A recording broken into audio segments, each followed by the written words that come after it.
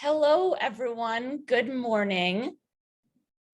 Please let me know if you can hear us okay. Feel free to write anything in the chat, but I want to welcome you all from wherever you are currently located to this webinar today. I'm Perry Kramer. I'm the program director at Food System 6, and I am so glad to see that folks are continuing to come in.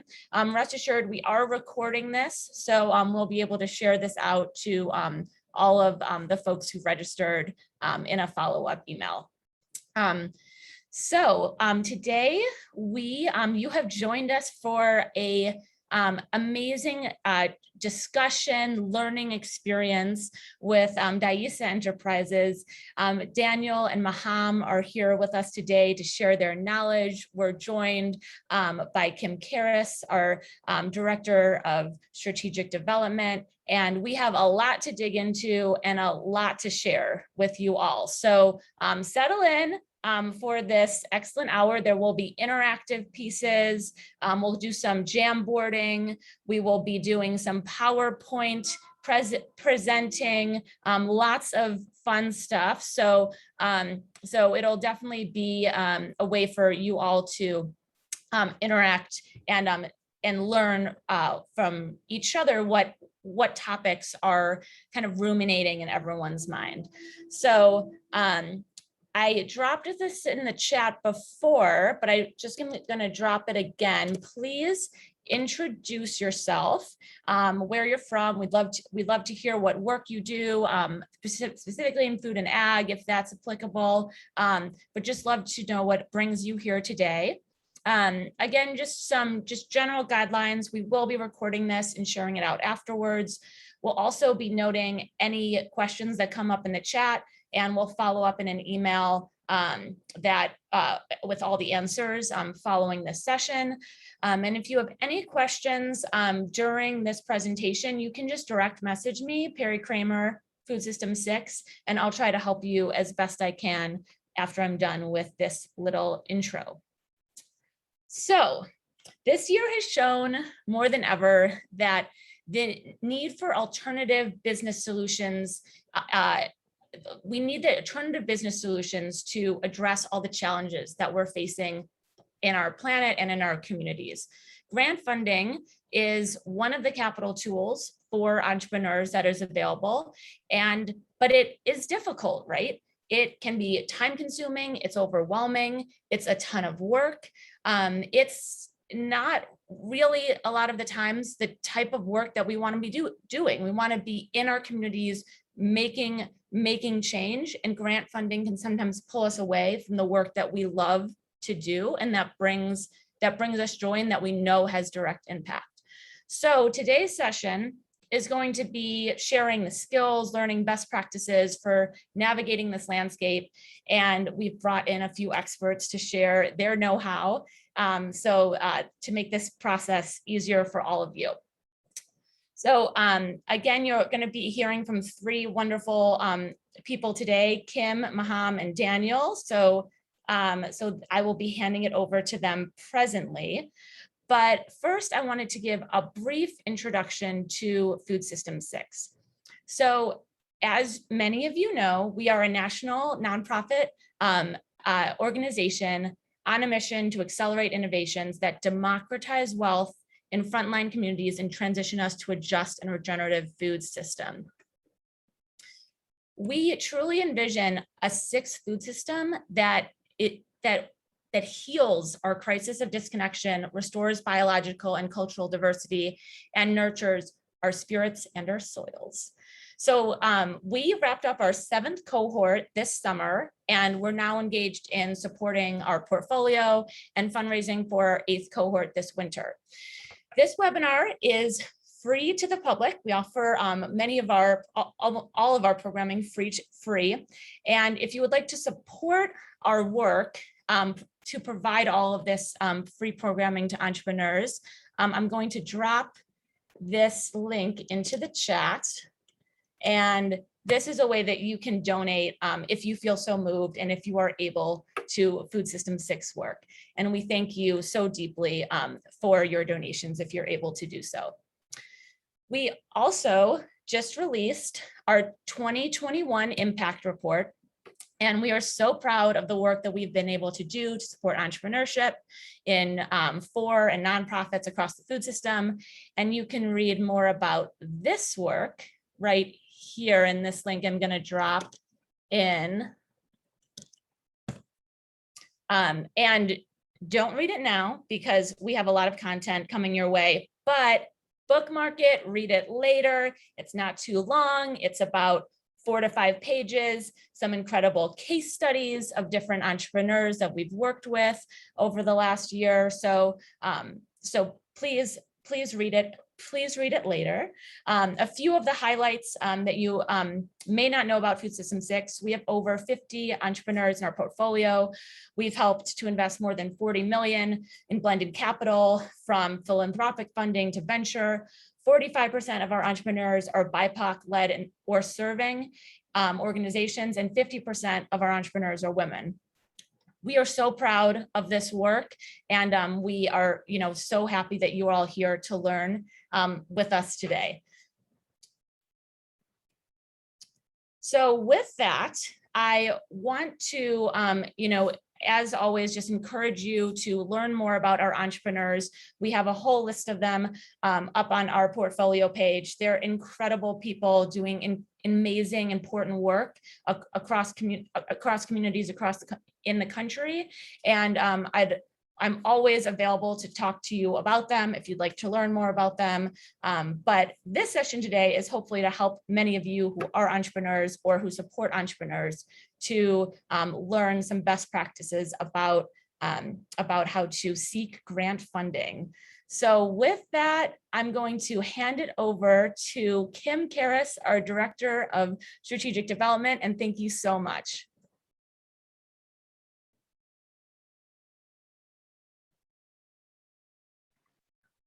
Hello, everyone. My name is Kim Karris, and I'm the Director of Strategic Development. And I'm really excited to be a part of this webinar and really in this deep conversation, because the idea of Food System 6 providing educational support for entrepreneurs around grant writing really came out of our learnings since the pandemic.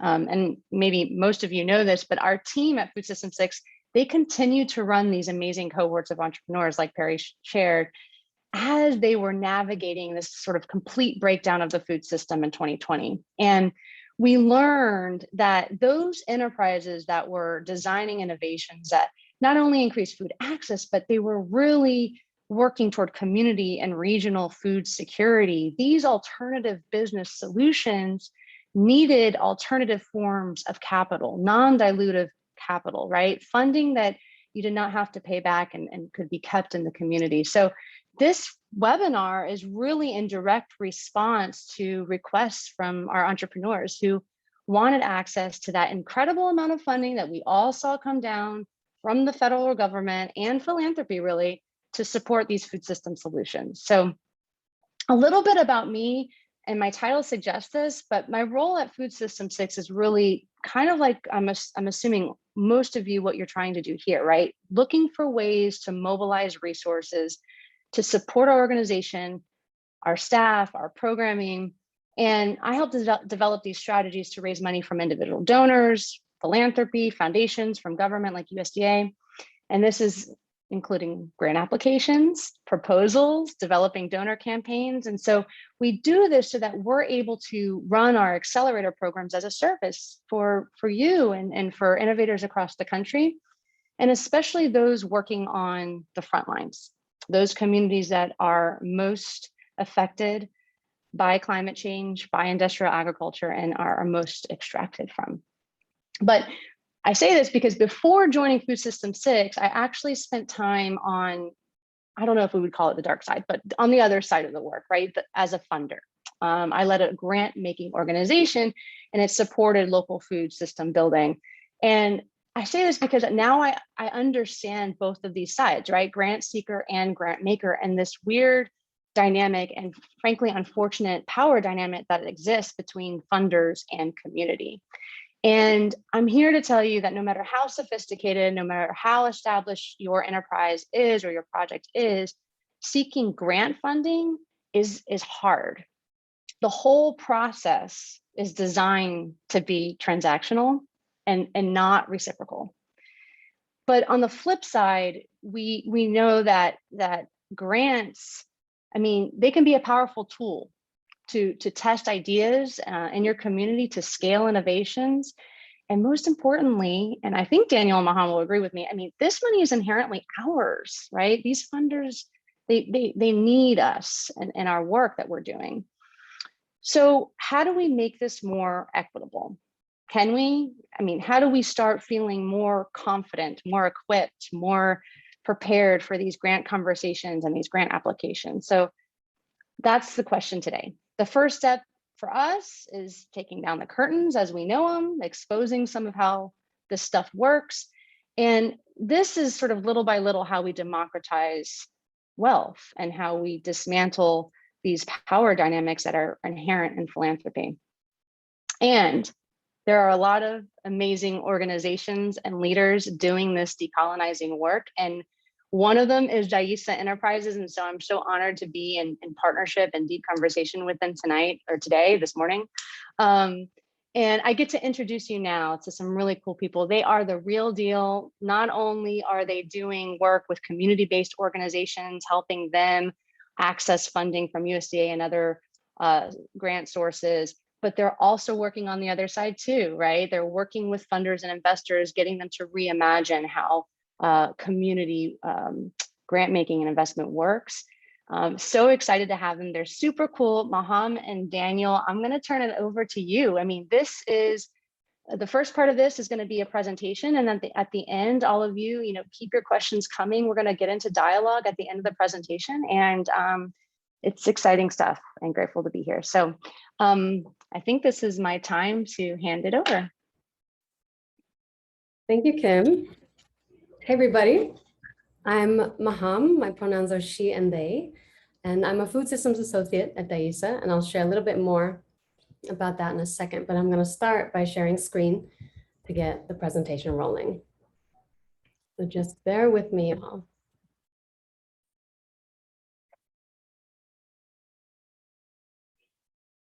Okay, so welcome to Making Grants Ours, Decolonizing Grant Writing, Strategies and Tactics.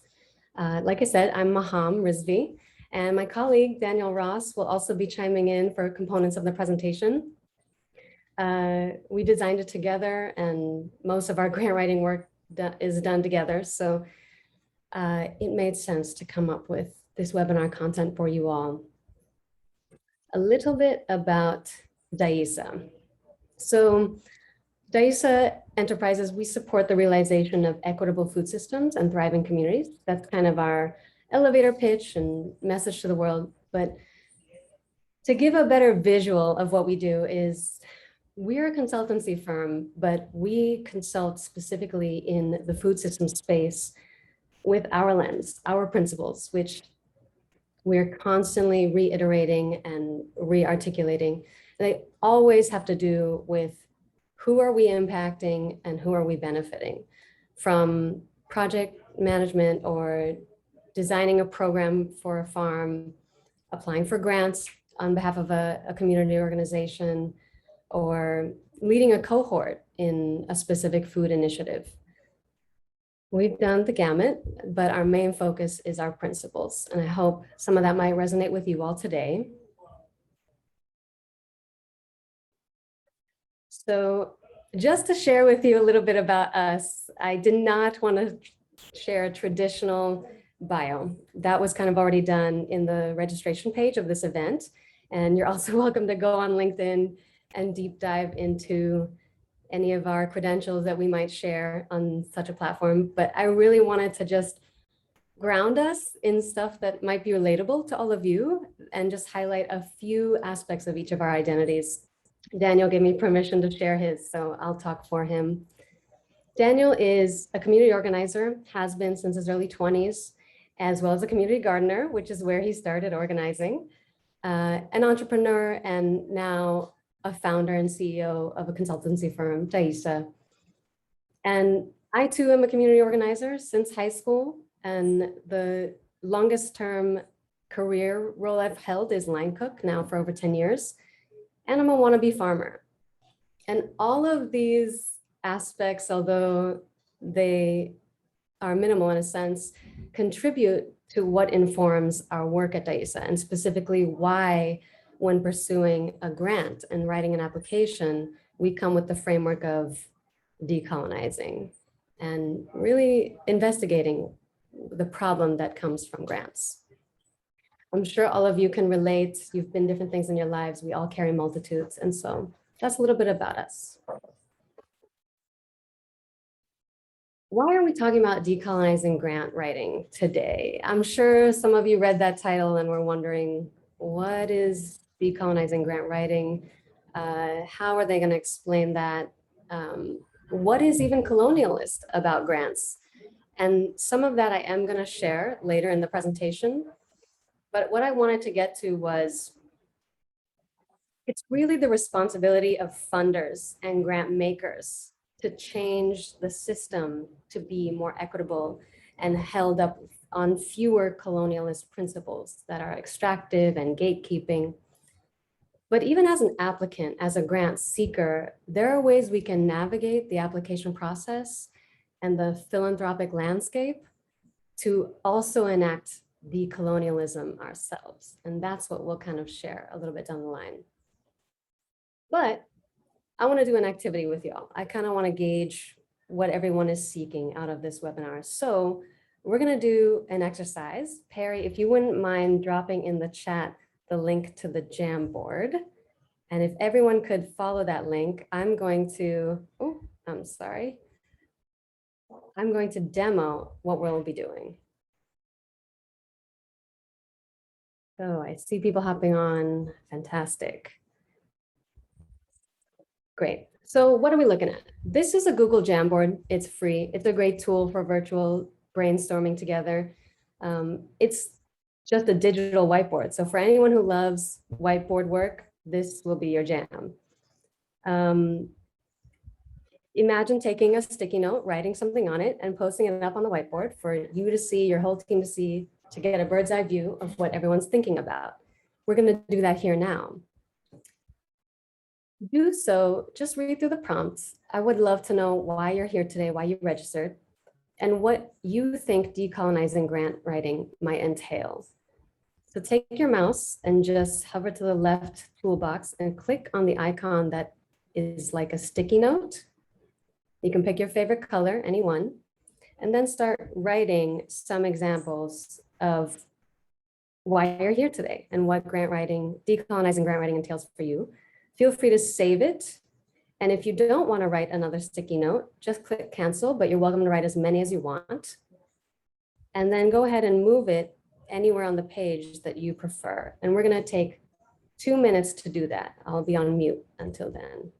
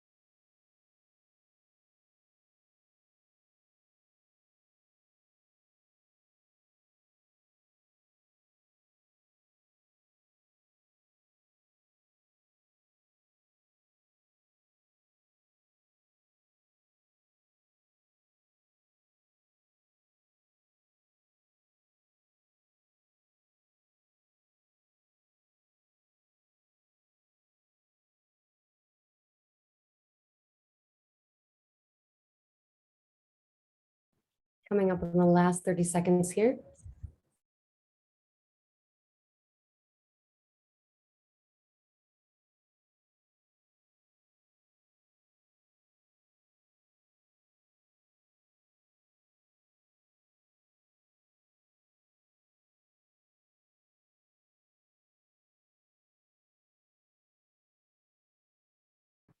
Okay, our Jamboard is populated. This feels good. It feels good to see so many sticky notes and in so many different colors. I really enjoy that. I'm just gonna read a few. We're not gonna focus too much on it, but it's just a way for us to understand who is in the room and what they're seeking. I'd like to think about grants differently. How much can you push back against philanthropy when you also feel dependent on receiving those funds? Yeah. Can I write a grant if I'm a for-profit? Very good question. Need to renew and refresh my thinking about grant writing. Understand that. Have never done a grant before. How do we do it? Yeah, some of the basics. I'm interested in sifting through all the grants and figuring out which grants to apply to. And I see some more dense ones that I love to read. We may get back to that. This is great. I'm understanding that some people are wanting to just know the simple process of applying to grants and basically a roadmap or bird's eye view of what it might look like. And some people may have already had experience doing it and are wishing for a different model to do it. I'm gonna leave the Jamboard for now and hop back to the presentation. So to center us a little bit around the conversation of decolonizing grant writing, it's important to give a little bit of background, a little bit of history. Anecdotally, over the years, I've of course heard things about how inequitable grants and philanthropy are. I'm sure all of you have, but not until I deep dove into the sources listed below did I begin to understand the very moments in US history in which grants began and were rooted in colonialism, and up until this day are still inequitable. And the biggest takeaway I want you all to have from this timeline, which unfortunately I cannot read all of the timeline in this session, but you should when we share the slides with you after this session, is that grants in the US were rooted in giving land that did not belong to European settlers in order to pioneer and establish a country. So inherently land grabbing. That was the initial origin of the US grant. That developed into cash grants, and it wasn't until this past century in the 1900s that President Roosevelt's administration shifted the focus of the purpose for grants to social services. And that's important to know because today that's the majority of what we see grants doing. Grants are available through FEMA if you experience a natural disaster and need help reconstructing your home. Grants are available through the USDA if you're a farmer and looking to upgrade equipment or buy seed. And private grants too, they seek to address social problems and be a service to the community. Yet they are still inequitable. Today, the grant process is robust, but the majority of recipients are still large institutions like universities and research institutions.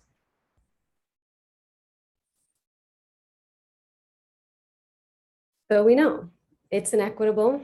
I'm sure if anyone has written a grant, they've felt it full on, even just in the language of the grant application.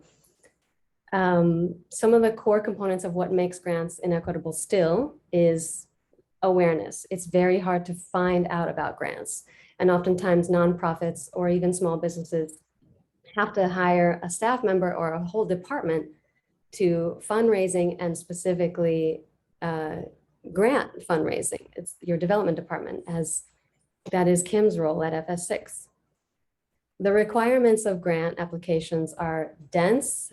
You oftentimes have to inform yourself about the things the grant is asking for. It requires Googling and research and asking others how to create a component of the application that's being asked of. And the hardest part of requirements, which we see across the board in grants, is a requirement for matching funds, which ties into the third piece. funding the funded. Most grants today inherently fund organizations or people that are already receiving funding through the match requirement criteria, which makes universities who have million to billion-dollar endowments more likely to receive grants. And that inherently is inequitable. It tips the scale too far to new initiatives, community organizations, small businesses who are seeking capital to launch their project.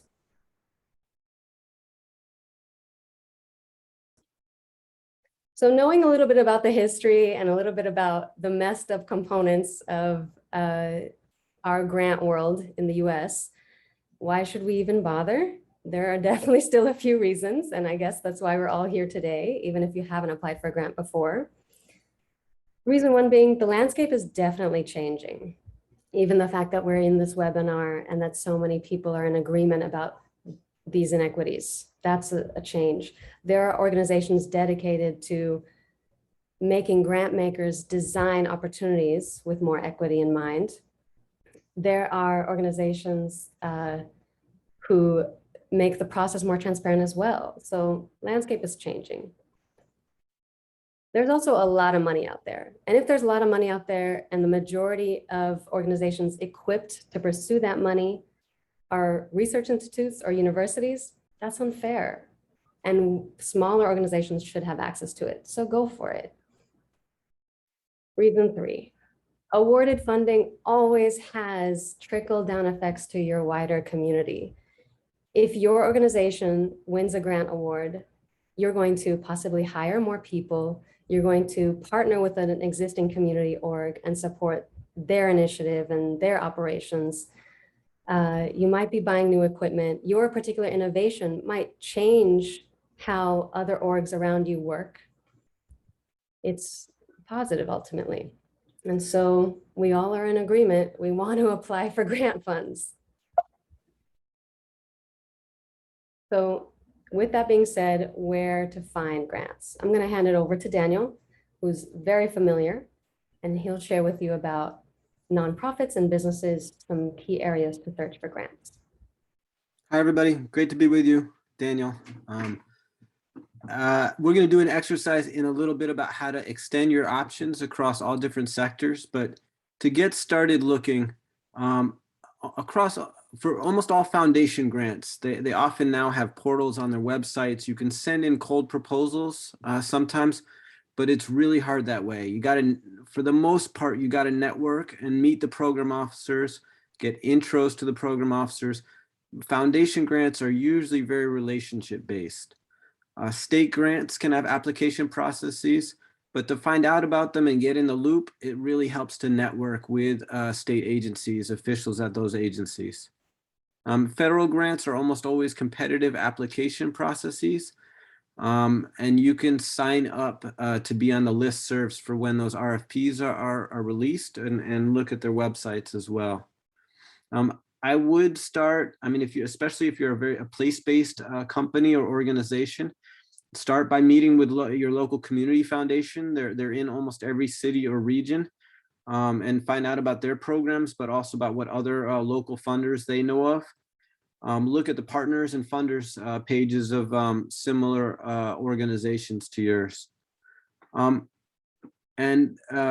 So, I mean, for nonprofits, you're going to just have to kind of keep building, reaching out, use relationships as much as possible. There are places to research. I mean, you can do a lot by Googling, and that foundationcenter.org is also a great place to start. Really do recommend partnering as well with existing community development organizations and universities to get started for nonprofits in the early days. For businesses, I know that was a question that was popped into the Jamboard as well and has come up.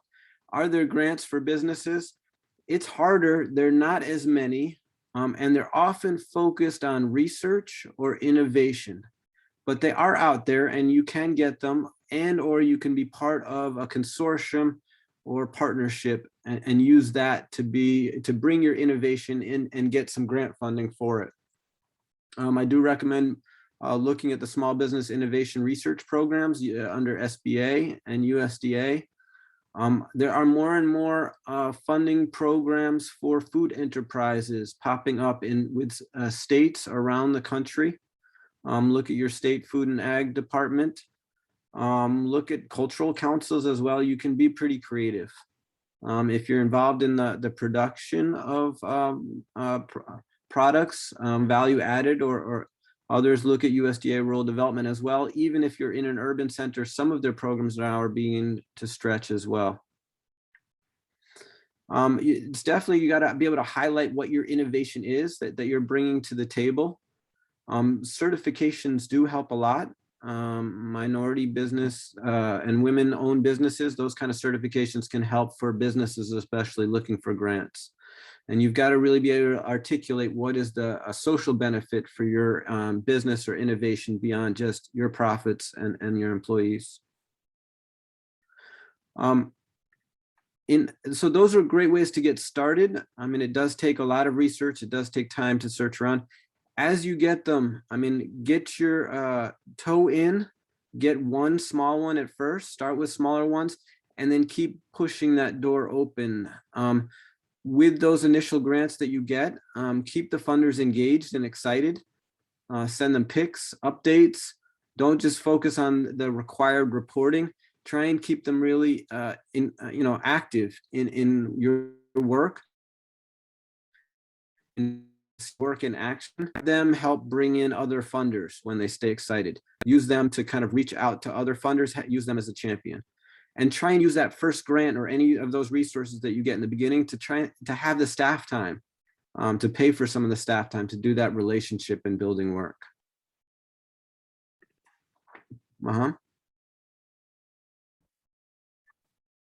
Thanks, Daniel. So, a very brief overview of how to research grants, how to come across them. Now imagine that you've kind of done that a little bit. You've narrowed down some opportunities that you'd like to apply for. Where do you begin? So just to share with you all a little bit about what we're looking at. A year ago August, I had never written a grant before. I was working at Daisa and we were working with a farmer client of ours applying for a major USDA grant. In the process, I needed to get up to speed and learn about the grant writing process. And through Googling, I came across this really immense toolbox called the Community Toolbox. They cover topics of all kinds, but they have multiple chapters specifically on grant writing.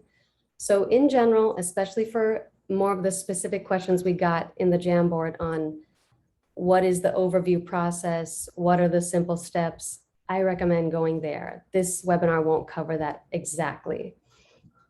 But I came across this component of the Community Toolbox, when you should apply for grants. And I focused in on the very last bullet. When you're able to apply for grants is when you know that you can commit the time, energy, and maybe even some money to the process. A grant application is time consuming. It can take a team of people. That team of people can take 2 months to complete the application. The process is dense, especially if you need to build relationships with partners and come to an agreement, either as a subaward or how you're going to execute your project together. Everybody's budget along the way. It's a lot of work. So you have to already gauge within yourself, go, no go question. Can I commit the time? In the gray section of this box we're looking at, there's an anecdote here that I was really eager to share with you all, but just for time's sake, I don't feel I can. So when you all get these slides later, please do read it thoroughly. But ultimately what this anecdote is aiming to share is based on the proverb, like not all money is good money.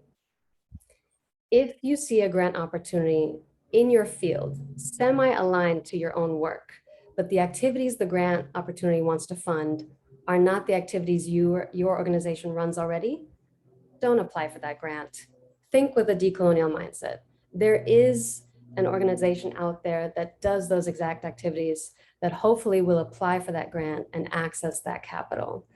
If you're just seeking for any cash to support the basics, the operations of your business, and you're willing to rewrite your focus area and your activities, in order to pursue a funding opportunity, I would reconsider, unless you really feel like what the grant is proposing is how you could head in the future.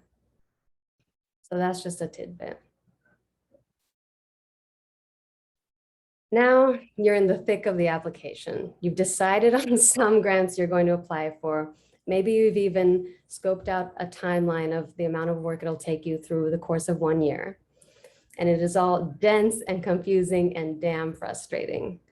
We're gonna share a couple key areas that are problem areas for nonprofits, small businesses, anyone not already in the wheelhouse of writing for grants or not in the research field and knows academic language to apply for grants. First, a small overview. This is to give you all a visual of the different content private grant opportunities and federal and state grant opportunities usually ask for. It's basically to share that a federal and state grant application process is going to be a lot denser. Private grants generally ask for what we all may have in our pitch deck: a mission statement, why we have even created the thing we're creating, the problem we're looking to solve for, the specifics of how we'll implement our idea and what problems they'll go to resolve and in what way. Then what budget we imagine to support that. That's a business plan, ultimately. A federal and state grant would want all of those things, plus some of the other things listed here. And I personally also had to research and Google some of them as I was unfamiliar. Logic model, measurable outcomes, how to even decide on an outcome. This is something we're going to do together shortly. A timeline and a budget justification. Budget justification is different from a budget in that it's asking for written text for you to explain every line item in your budget or every salary benefit that you've decided would exist in your budget. It's pretty dense. And a data management plan. If you plan on having an evaluation that takes survey information from other people besides you or your direct team, you need to have a data management plan in place in order to protect the privacy of any of your survey participants. You need to prove compliance. So, evaluation. Maybe to some people it sounds simple or achievable. Maybe you're already familiar with it. In the nearly 10 grants that we've written in just 1 year's time, evaluation is the biggest beast to plan for in a grant application. It's hard to understand why a grant maker is requiring us, any of us, to be so thorough at counting potential impacts and outcomes of the grant project period, like the time that we're spent doing our work. We also have so many daily things to worry about. Evaluation tends to be a task we hire for third party or bring on a new staff member to take because it's a dense undertaking. Just gonna share a little anecdote about a real life situation with you all. So we were working with a farm that we absolutely love called Nuestras Raíces. They've been around for over 20 years in Western Mass, and it's a programmatic nonprofit farm. They have multiple acres that they cultivate on themselves and run youth employment programming, farmer training, and employment for veterans. They also have land that they lease out to farmers who just want to cultivate their own and run their own businesses. And then they also have a community garden that is just accessible to anybody who'd like a plot and will want to work with them. They run a farm store, they run a farmer's market, pop up in different locations. They do a lot of work. And this particular grant was asking us to measure some things that we had not yet measured or the farm itself had not yet measured. Looking on this page of achievability felt intimidating. It honestly was a moment where, as a team trying to apply for this one grant, we were considering throwing in the towel because of just coming up with the processes by which to name an outcome we expect and naming the ways we intend to measure that outcome. I hope that the next activity that we do eases this process for all of you. As we've named, it's been the biggest obstacle we've seen in the grant application process. And therefore, we're going to try and do the preliminary work of this right now. Daniel, would you be willing to take over? We're going to have an activity. Sure. I want everybody to imagine a vacant lot filled with trash, rubble from the building that used to be there, in the middle of a neighborhood. Imagine looking at that lot every day. Kids waiting for the school bus next to that lot, not getting to play in that lot. And then imagine one day, people from the community, friends, neighbors, kids, elders, begin cleaning up the lot, working together, creating plots, removing trash and needles with gloves and appropriate equipment. They start planting flowers, building a brightly colored tool shed, maybe playing salsa music, depending on the neighborhood, reggaeton. In some of the plots go new compost, veggies are planted, shared with friends and neighbors. Everybody in the neighborhood looks out for the garden site. Some of the products, even as they're harvested, can be sold at a farmer's market or a pop-up market on the site. Heritage varieties of herbs, peppers, beans, squash, from community members' home countries or home states, regions that you just don't find in grocery stores, at least not fresh. Now there's workshops and festivals even hosted in some of the common spaces in the garden. So let's open up the Jamboard again. Let's move to slide 2. This vacant lot transformation. And let's all work together and think about that transformation. One lot, one garden. What are all the ways in which this transformation, these people working together in this community, in this neighborhood, what are all the ways in which this helps? Go crazy, get jamming with the sticky notes. I'm going to give you about 2 minutes, but think about from tangible to even like less tangible things. What are all the different ways this can help, this one little project?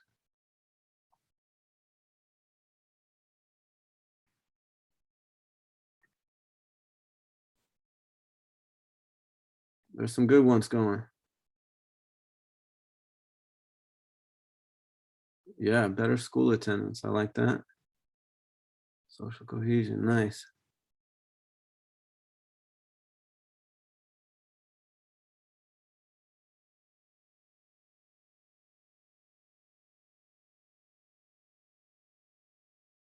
Connections across generations, that's wonderful. A lot of wisdom and energy, connections being shared.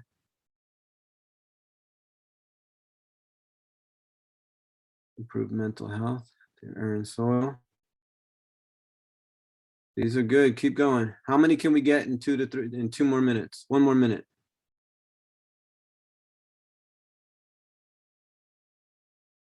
Increase foot traffic, yep. Artistic engagement, filmmaking, murals, yeah. I mean, think about all the culture and heritage pieces of it. Increase community pride. Joy, yeah.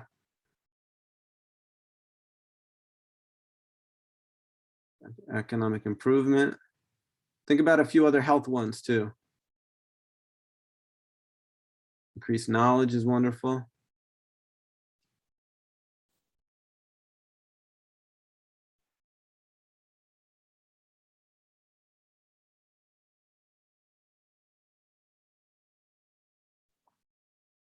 Increased intakes of fruits and veggies, definitely. Community gardens have been proven to address those things like chronic disease in neighborhoods, and not just in the participants, but as the fruits and vegetables are shared across entire neighborhoods.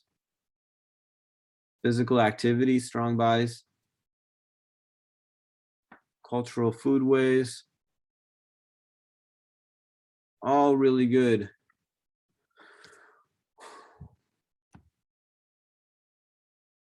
All right, that was really awesome. I mean, when we think it was one little community garden, one project, but so many diverse impacts, health, economic development, culture. And this is really the beauty of food systems projects and enterprises. There's so many ways to make a difference. There's so many impacts they have. And so why did we do this little exercise? I mean, just to kind of inspire you a bit, that you can look for grants as well across these sectors.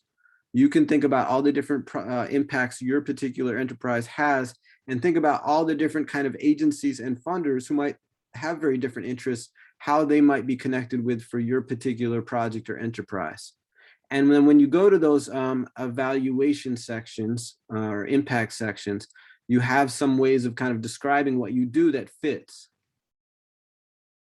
Now let's go to the next Jamboard slide, and let's do a little bit the same thing, but do slide 3.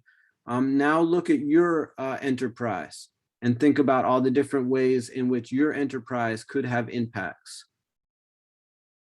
And again, do 2 to 3 minutes, grab a corner or just slap them wherever your sticky notes, wherever you want along this, and go crazy, try and get as many as possible in 2 minutes.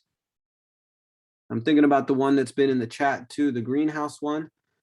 I can think, I mean, so many economic development impacts, producing more food. I don't know all the environmental impacts of doing greenhouse production, but I bet there's some.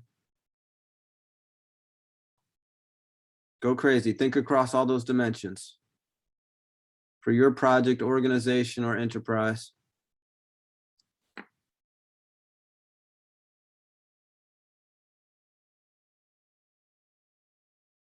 You don't have to write a whole like explanation of your business, just do some quick notes on some of the impacts.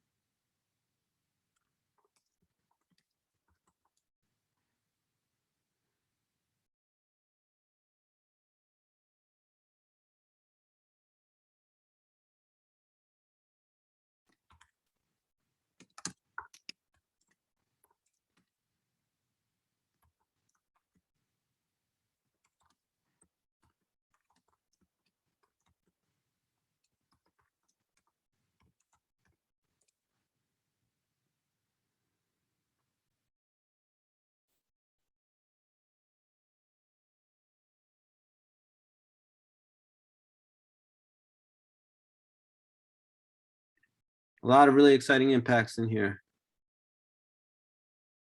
I see we got the inspire hopes and dreams in there.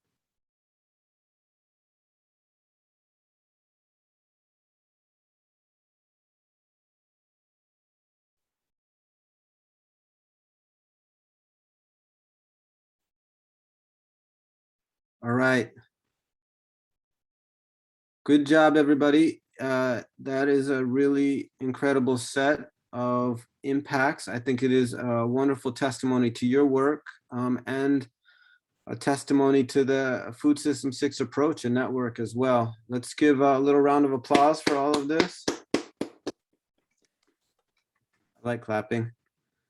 So when you face those evaluation sections in the future, keep thinking about this, the diverse kind of ways in which you can impact the community and communities that you work with, and look for funders across all of those.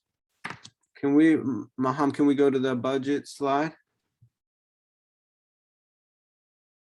I just want to take a minute to talk about another section that can often make new grant seekers cry, the budget. Sometimes the funders are asking for a 3-year budget or crazy detailed line items or just stuff that you don't quite have yet as a startup or a younger nonprofit. I can't go through everything in the time that we have in this session, but just a couple quick tips. One is that often, even though they might have a format or making a request on the application form, sometimes you can talk to the grant program officer, explain your situation, and sometimes, not always, but they'll be pretty happy to let you submit what you have or coach you through what they want. I will say also, I think Maham made the point earlier that almost always funders, no individual grant or funder will give you what you need to really make a project work. Sometimes you're going to get 1/3 or 1/2.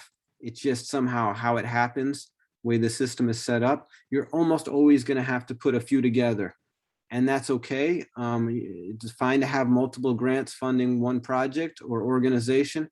It's not fun to get it all, but what you want to be able to do is show how they're coming together and how you're kind of going out and getting all that you need to make a realistic budget. At least show your hypotheses or what you know, how you're planning on doing it the best you can. And once again, use those funders that you get to keep reaching other funders to help you bring in more to make your full budget. Maham?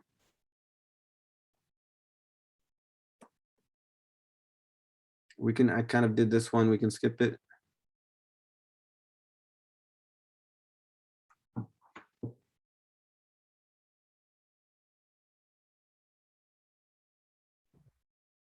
Hi, everyone. I Need to go back one slide. There we go. Okay, thank you, Daniel. That was an attempt at showing you two big problem areas in the application of a grant that inherently are inequitable by what they're asking and what you feel expected to deliver, but it's not your everyday reality when you're running operations. So that's why we highlighted those two. To kind of conclude the presentation component, we just wanted to share with you continued ways that you as a person or individual business or organization can continue to demonstrate a decolonizing strategy or mentality when relating to grants. And they're basic. When you apply for a grant, apply with multiple partners, especially Black, Brown, and Indigenous-led organizations, or individuals even, if you're contracting them.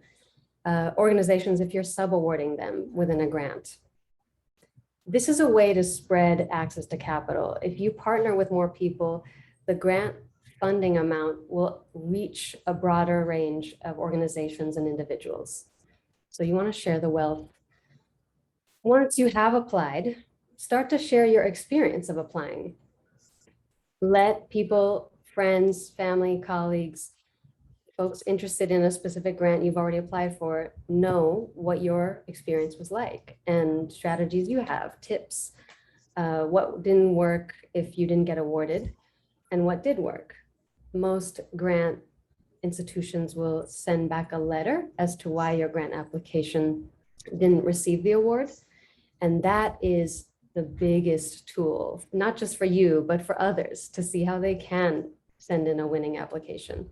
Make that public.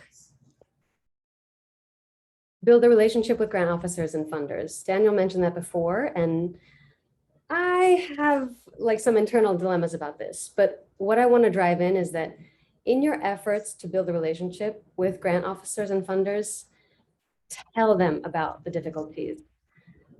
Don't sort of I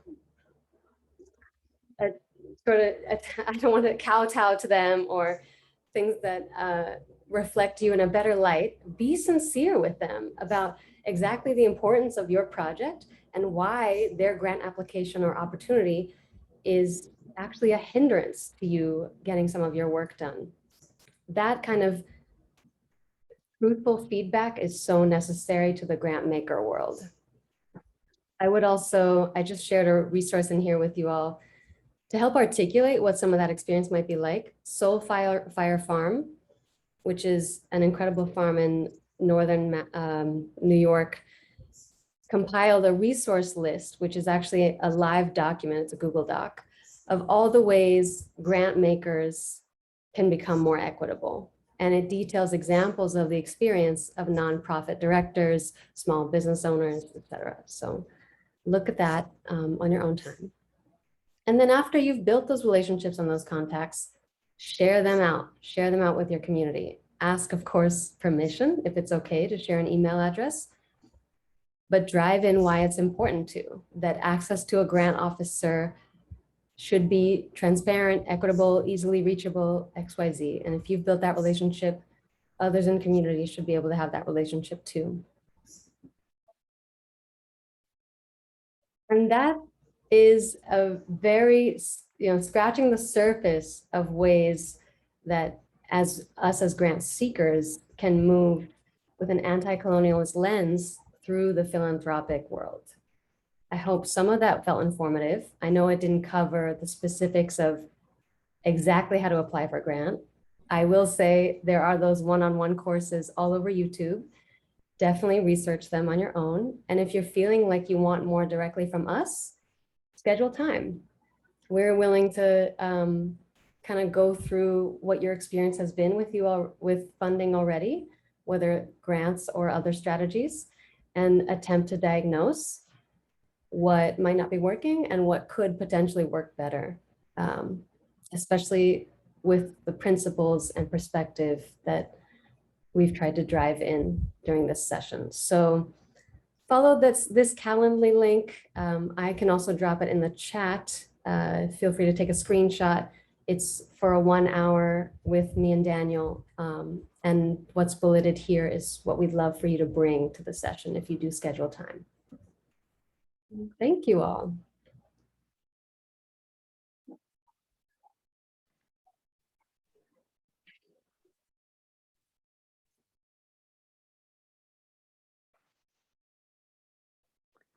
That was awesome. I guess my first question is, can I set up a Calendly with y'all? Because that is just some invaluable time that you are offering to everyone. And just even understanding, right, what the challenge is and what the opportunity could be with experts like y'all is amazing. So thank you so much for offering that to everyone on the call and on the webinar. But there's been questions, lots of questions in the chat, and I was going to start with a couple of them that came in before we started.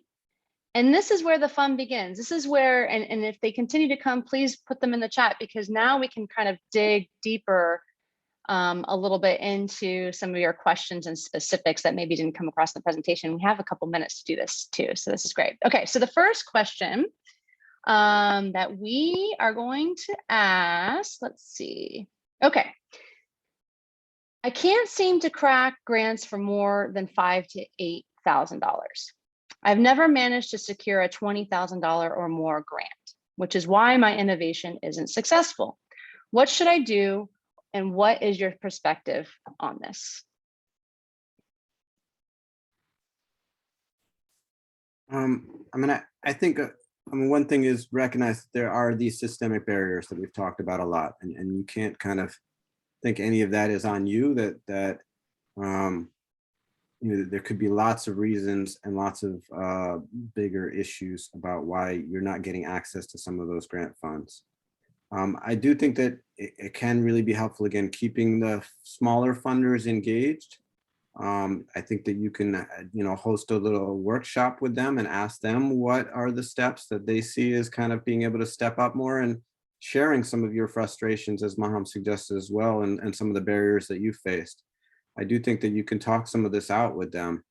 I think another suggestion I have is, I'm not sure what your program is or what are some of the, the numbers of participants like, but I think talking about not just the numbers of participants, but also how your innovation is changing systems. And that can make what you're doing exciting to bigger funders as well. Showing that how it can be a model for systems change can be pretty powerful. I'll actually just add on to that, maybe kind of almost like a specific strategy for the person with that question. Think of an existing nonprofit org who is in your field and has been in the wheelhouse of writing grants for a while, and pitch your service to them as writing yourself in as a sub-award in a grant they might already be applying for. That's one way to, get familiar with the grant writing process, because you'll have to almost co-write some of the components together. You'll learn directly from the larger org what their experience is like with a particular grant, and you'll be building out the community benefit for everyone. So yeah, that's what I'll add. Sub-award, it's one of the secrets to grant writing. I would just like to dig in a little deeper on sub-awards, because I do think that not a lot of people know about them or have heard about them. How do you even start that conversation with the larger nonprofit? Like, who should you reach out to? How do you offer this and don't seem to be, assumptive in any way, but acknowledging how much help you need, and, any best practices on how to have that conversation? Yeah, okay. So here's how I imagine it for myself. If I was in the education field, if I wanted to pitch my services as a food teacher to a public K through 12 school, let's say, I would research nonprofits that are already in the education field. I would research ones that do work with community gardens in schools, and maybe have show an interest already in agriculture and food curriculum. And if they don't have a specific curriculum modeled similar to the one that I have, I would seek their contact, meeting time with them, literally pitch them my service, like what curriculum I've built and why it could seamlessly work with their programming, if they'd be willing to apply for a grant together to support the co-creation of this new initiative. It would take a lot of negotiating, essentially, legal workings, and like, are you a partner? Are you the one executing the program? Is it the nonprofit staff that's executing the program? It can look like a lot of different things, but in sub-awards, there isn't a template. You shape it. You shape the partnership relationship. You name together the amount of the sub-award that you'll get. It can be small, like an honorarium, 5K, or it can be robust, like 50K. So does that answer a little bit, Perry? I think oftentimes the work happens earlier, though. I mean, even though as a, trying to make a nonprofit work or a startup business, going to lots of meetings seems impossible. But a lot of times these kind of collaborative efforts to go after a grant emerge at kind of food policy council meetings or, other kinds of local planning body meetings. You got to go to a certain amount in order to be in kind of at the table when a lot of these things pop out. And doing some of your own research too. If you bring the opportunity to the table, then you can say, here's a USDA grant. It's way too big for me to go for on my own, but how about we work together on it? I'm even happy if you guys can take the lead. You seem to know a lot more about this, but here's the role I'd like to take. Here's what you could do. Something like that can really work. And I would add, I feel like the most successful partnerships are often serving the same community or serving the same geography or neighborhood. And so ensuring that alignment is already there before the conversation begins is just a much smoother conversation, and the opportunities are certainly more clear. Okay. So I see some more questions. Let's see what we got here. Okay, some came in the chat, so I'm gonna see this. So one came in, and the question is from Alicia. How do you see nonprofits justifying their social benefit? And I think this was a question when we were thinking about impacts. Mm-hmm. And outcomes. Feel like I have an answer for that, but I don't know if Alicia, if you're still in the chat, you'd be willing to clarify one thing. Are you asking for how do nonprofits communicate their positive outcomes?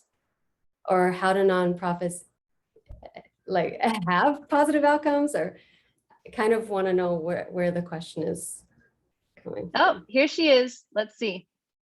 She says hi. She's typing, we can imagine.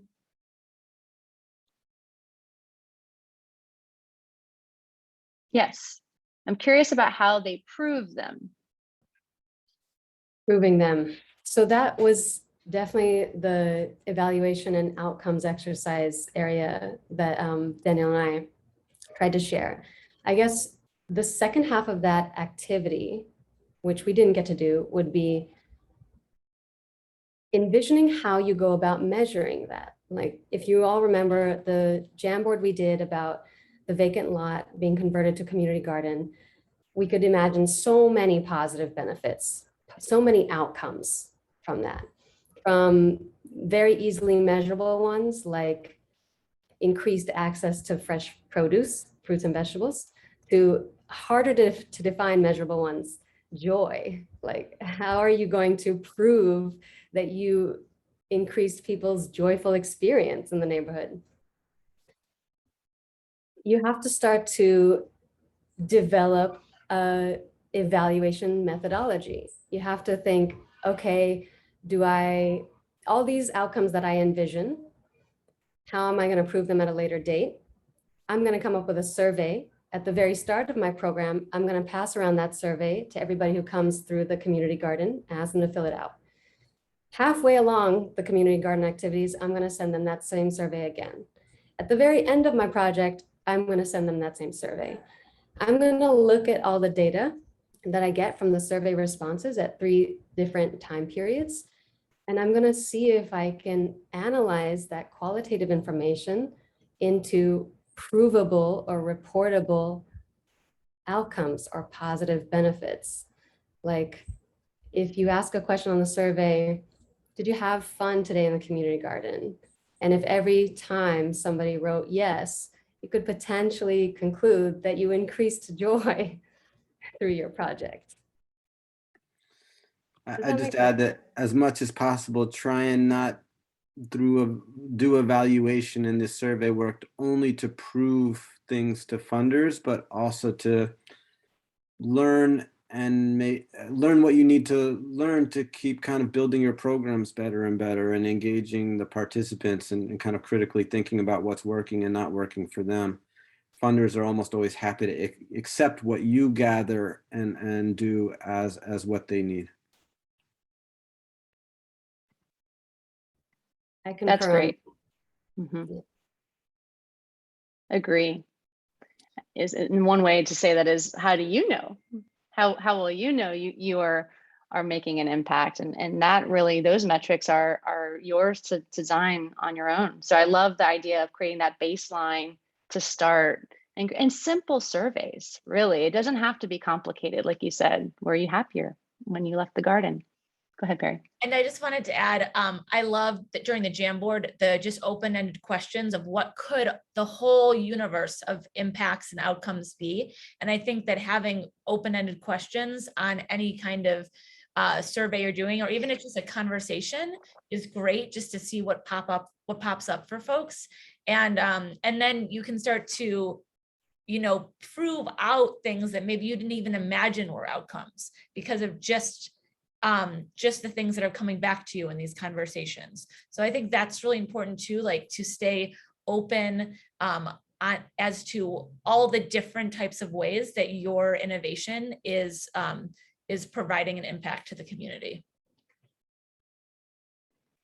Okay, we have a question about where to find, well, there's 2 similar but different questions. One is, and Daniel, you attempted to answer this, so maybe we have some more information that we can provide. But this first question was, is there a place that you can see where other grants have been awarded?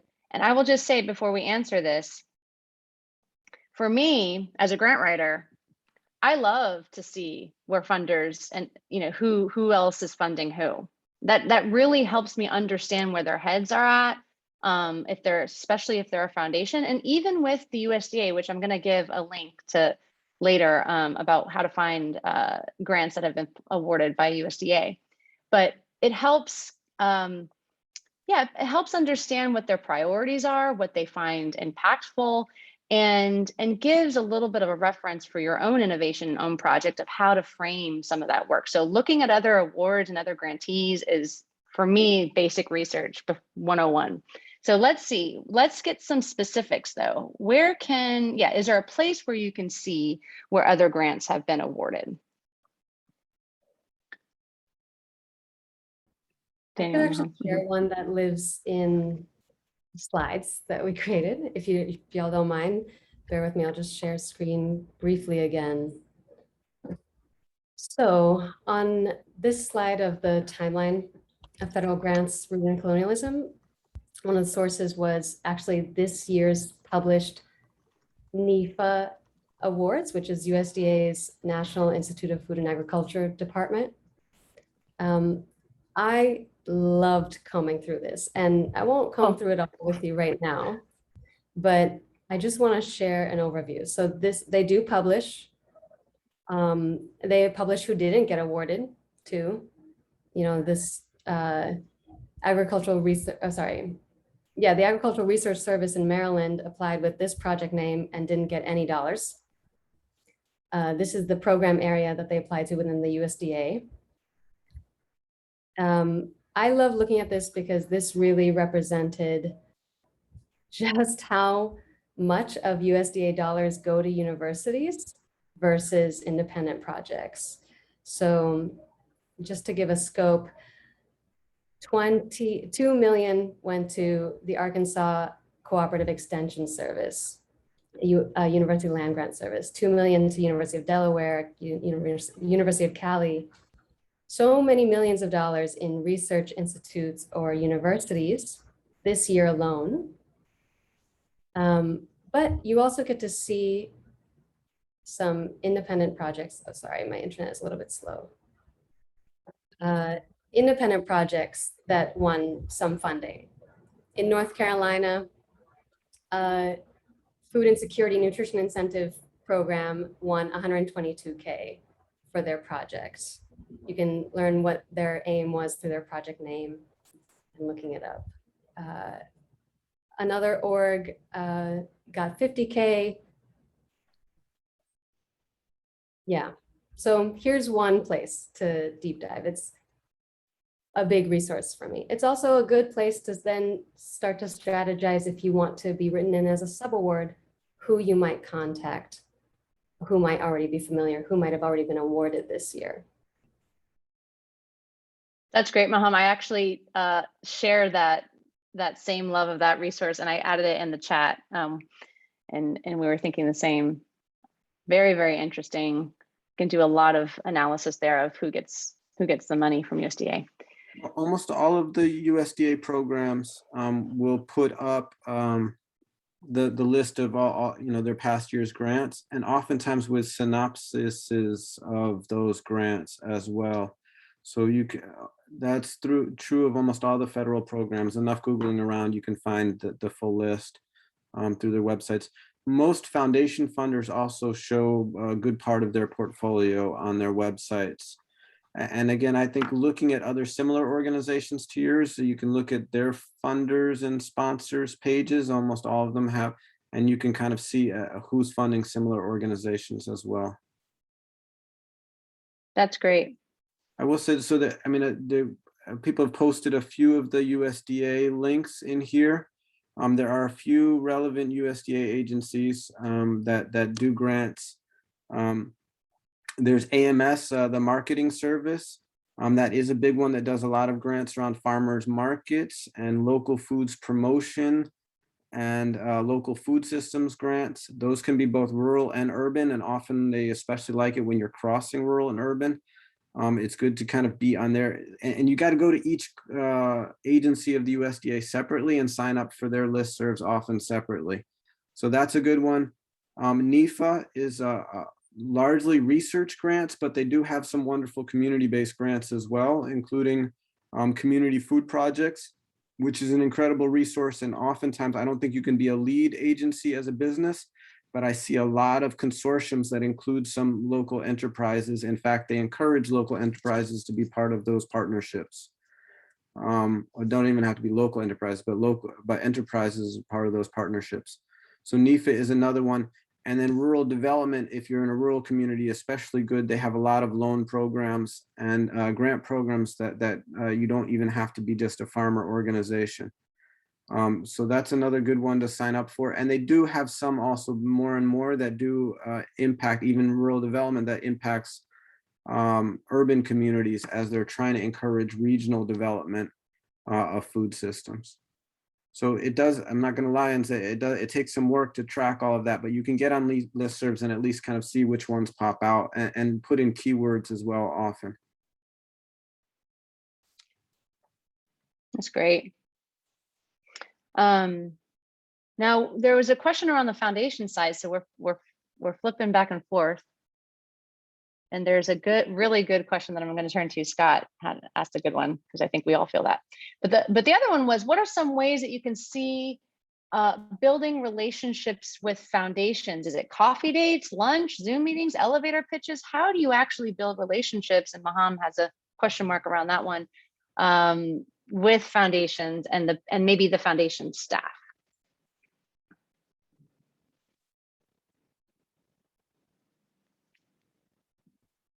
Daniel, do you want to share your response? And I can leave mine to myself or share it if it's helpful. Say the question again, Kim. So the question was tactical. So there was a suggestion, if you're looking to build a partnership or relationship with a foundation, how do you do that? Do you ask them to go to coffee? Do you, set up a Zoom meeting? How does that relationship building work with either a foundation head or staff at a foundation?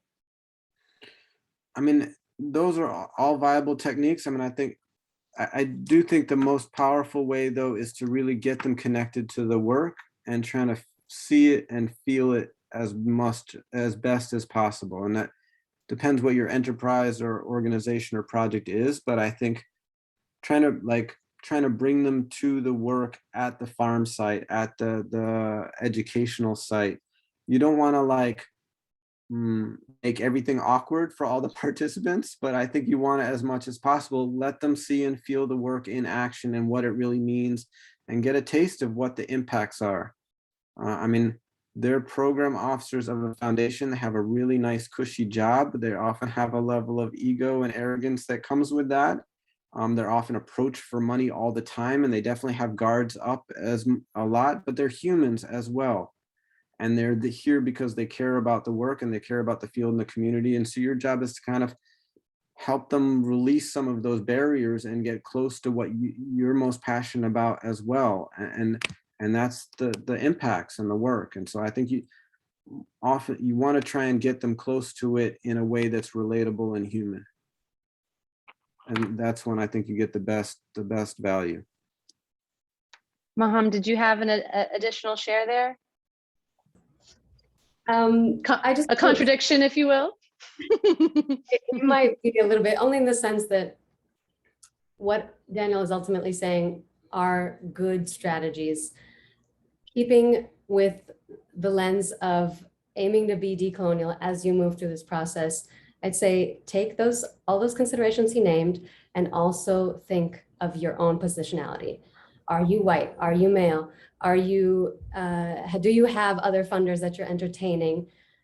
If you're asking for that much time and that much of an intimate relationship between a funder, I would say for the field-wide work, that is taking away resources from someone else. If that is your strategy and you have that relationship building, don't bribe them, show them the honest truth. Site visits, I think, are predominantly for private foundation grants. It's rare for a USDA officer to visit, but for site visit processes, don't clean up your situation. Show the bare bones, show the mess, because that is the process by which your positive impacts on the community are being executed. And especially if they're not, it's good for a funder to know what all the barriers are to doing that. That starts to change the system. That's great. I love a little back and forth. I don't know if this is an in between the two of you, but I was going to share too that, you know, I share the engagement tactic, right? Of inviting and showing work and doing it in a way where in the beginning, it's not a solicitation. It's not an ask. It's really just genuinely showing the work. No ask of the funder or the potential staff person from that foundation. I agree, Maham, most of that is going to work with, you know, with foundations or private, you know, funders in a community. I would say your NRCS agent would certainly come, or your local extension agent will certainly come out and see, you know, the work that you're doing. But you're right. And I think, you know, building the relationship where it is a real relationship before money is communicated, I think is a huge help to lowering those guards and building trust. So Perry, we have a few more minutes. Should we keep going? Let's do one more question and then we'll respond to the rest in our follow-up email. This is a really like raw question, and I feel like we might need to end on it because I think you're going to have some positive responses, Maham and Daniel. So Scott asks, how do you balance the desperate desire to get information out with the need to keep from starving to death?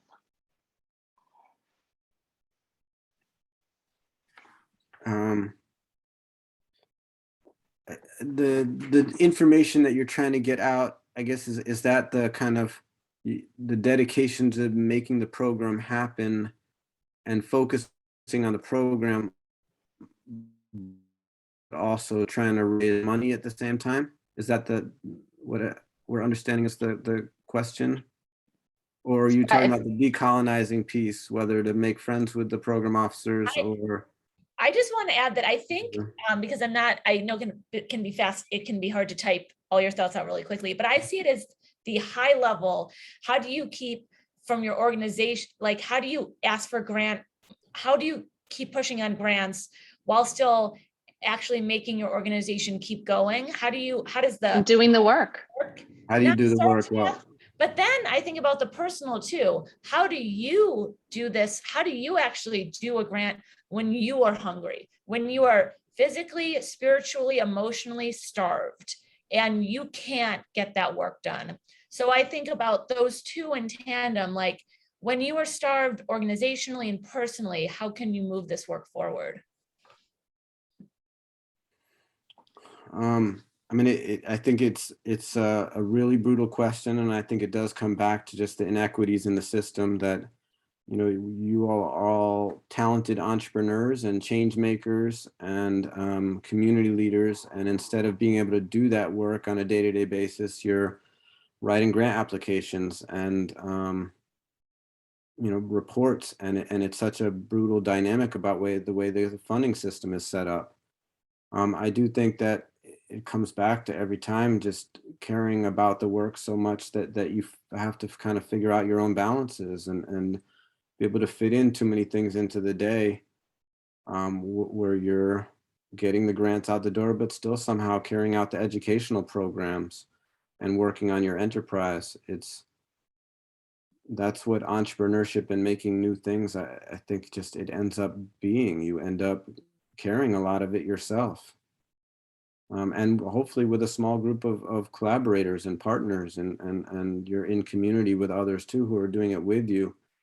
But we're trying to change a system and be within a system that just, it doesn't function very well. I think the only way to do it is with others and just digging deep. We have some great comments in addition to that, Daniel. Maria Elena says, building strong partnerships and networks, leaning on your community when you're tired and wiped out.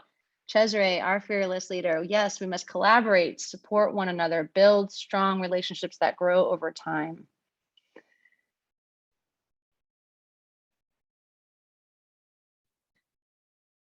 Maham, would you like to add anything or yeah?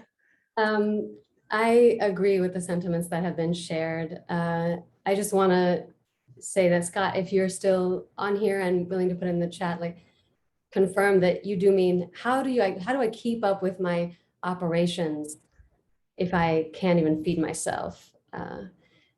That balance is exactly what is the systemic problem of the philanthropy wheel, the hamster wheel that we all go through on grants writing.